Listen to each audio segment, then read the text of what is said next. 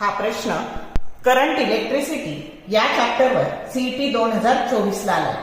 The variation of potential difference V with length capital L in the case of three potentiometers P, Q and R is shown. For comparison of EMFs of two sets, the preferred potentiometer is option A capital R, B, P, C, Q and D either Q or R.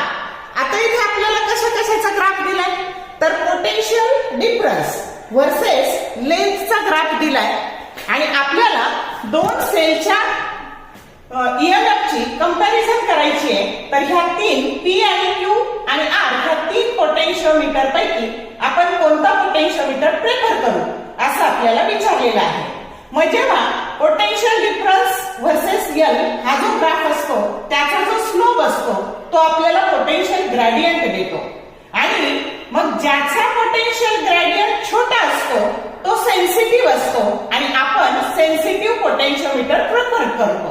मग आता इथे जर slope पाहिलं तर R चा सगळ्यात कमी येणार आहे V/L चा रेशो म्हणजे स्लोप, Q चा त्याच्यापेक्षा जास्त आणि P चा स्लोप सगळ्यात जास्त.